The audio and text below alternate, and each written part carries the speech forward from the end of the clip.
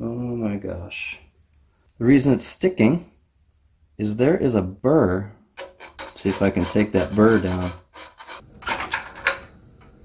There we go. That worked.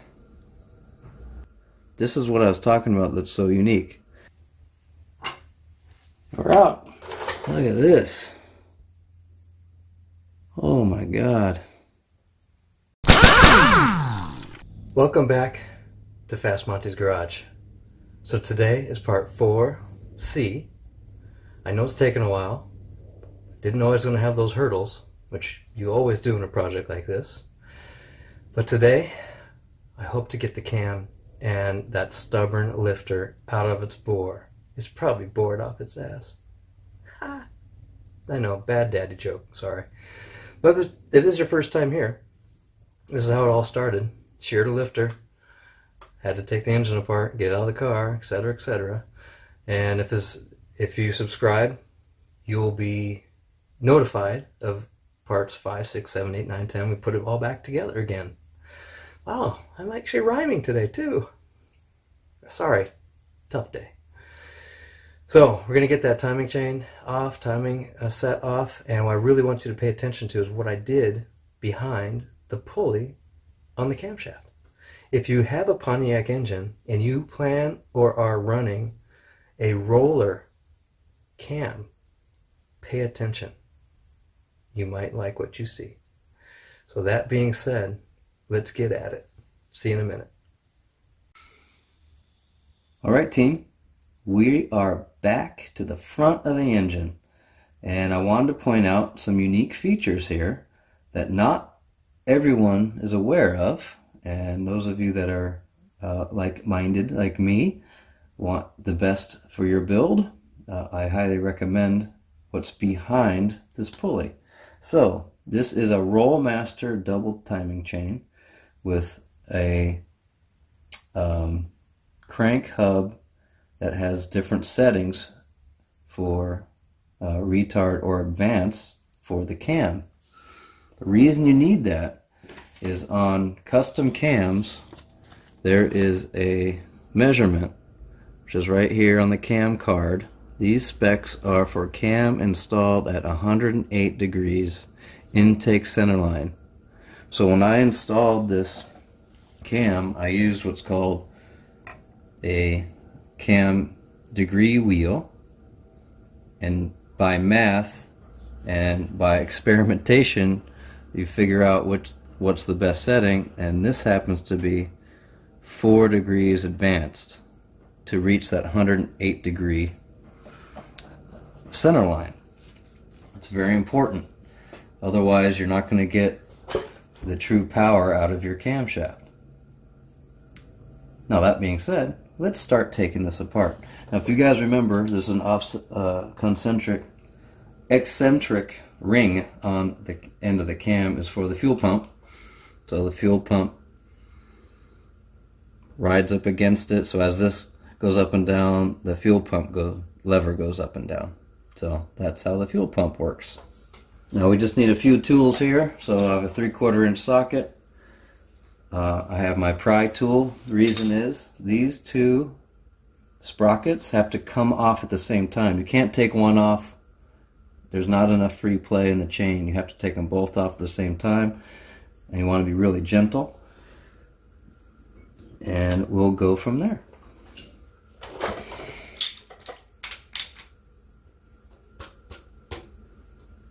Alright.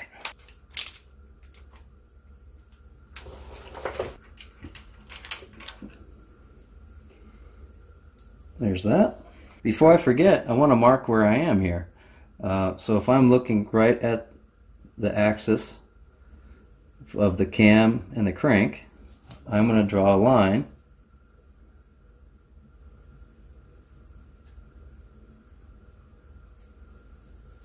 with a Sharpie.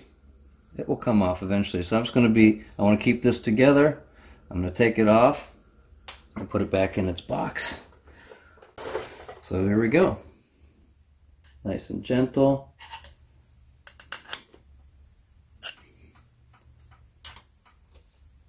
There you go. So you see that budge? So I'm going to get the...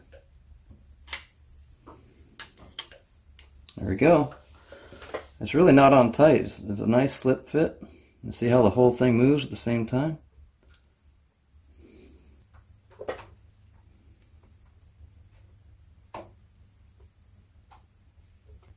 Oh my gosh. Alright, well that's interesting. The reason it's sticking is there is a burr on top of this key. This woodruff key. There's a burr on top, almost like it got damaged when I put the balancer on. So we have to take that burr off. I gotta think about that. Here's my plan. I have a file. It's a fine file, and I'm just gonna gently see if I can take that burr down.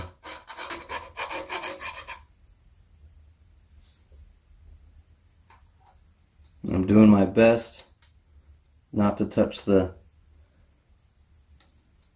end of the crank. My finger is actually in the way. So from my angle, it looks like this. This is how I'm filing, with my finger on the crank snout.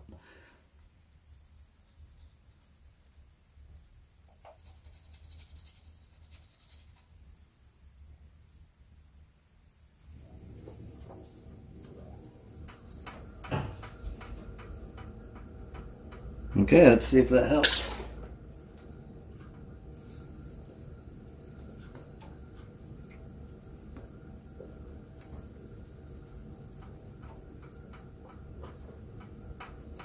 Almost.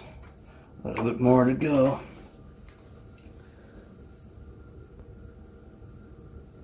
It's amazing how sensitive this piece is on tolerancing. I remember when I first put it in, I had to do some similar shaving.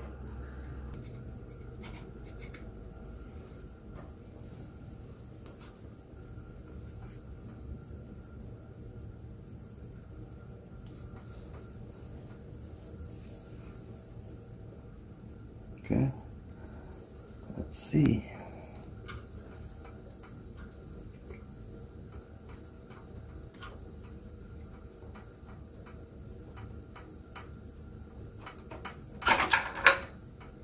There we go.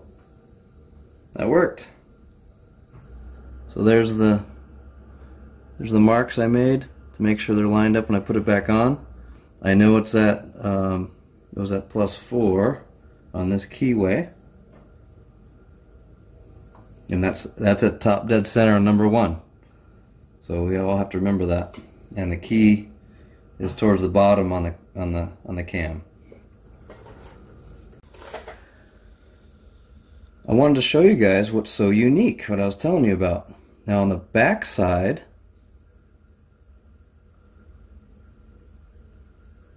see this? I don't know if you can see this, but there are roller bearings in here. This is what I was talking about that's so unique. The reason is, on a stock cam, which is flat tappet, there is a plate here that actually holds the camshaft in place linearly. I call that a fixed bearing. So a fixed bearing will keep the camshaft in one position, and there's a plate, and it's purely metal on metal. With custom, as soon as you get to a roller cam situation, the cam wants to move out of that bore. It wants to thrust in and out based on acceleration. So if you hammer on the throttle, the cam will actually want to push its way out of the engine. So that's what that plate is for. Now you can imagine, with a flat tappet cam, the dynamics of the flat tappet, the lobes are actually angled, so it makes the flat tappet lift or spin in its bore. That angle actually keeps the cam in the block. Now this is a roller cam, the lobe profiles are perfectly level. That means when the distributor gear, when we pulled the distributor, you guys saw that gear, when you hammer on the throttle, that gear itself actually adds an axial load that comes out of the block. Then when you decelerate, it goes the other way. So you need a better way of holding that load, or you could get premature wear on that plate. That plate is not tool steel either. This is tool steel. That plate will wear out because custom cams have a harder surface than that cam plate. So there is a possibility that it'll wear out. Now, I'm not saying this is absolutely necessary, but if you think about it, you have more friction there. So these bearings remove that friction. So the load is going into these bearings, being held by these bearings, and you have less friction, which means it frees up more horsepower. Now, the other beauty of that is when you have any axial play while you're driving, you're actually changing your timing. So when you get up in the higher RPM range, you're actually losing timing because the cam is moving, which is changing the angle on the distributor gear. So this actually keeps it in one spot. You get accurate timing at higher RPM equals more power. So pretty cool, right? So I'm going to go ahead and continue the process here. I'm going to take this plate off, but I'm going to keep all this together because we need to remember how it goes back in. But that's pretty cool, right?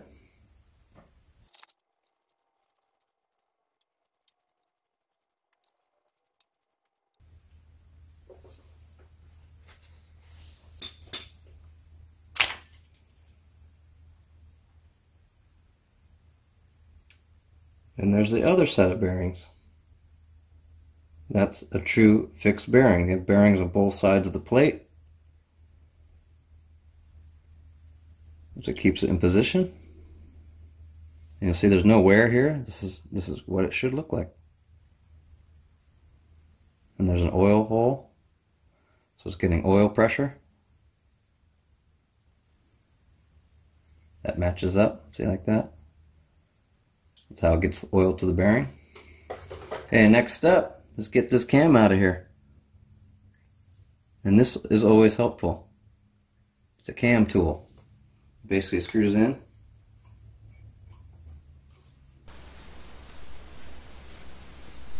Just like that. There we go. So I'm twisting a little bit while I'm pulling it.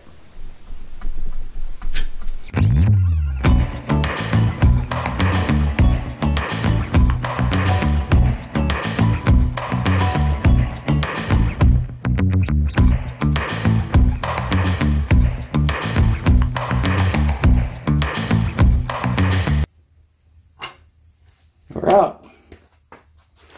I'll show you guys the damage here.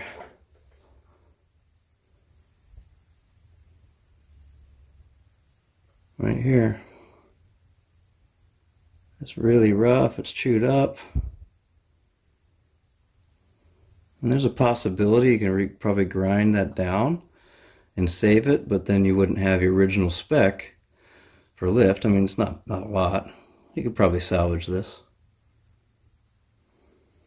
I don't know how much comp would charge to do that, but looks like it could be done. Man, look at this. Oh my God.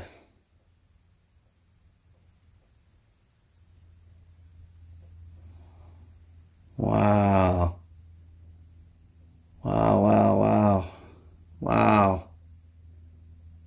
Ugly.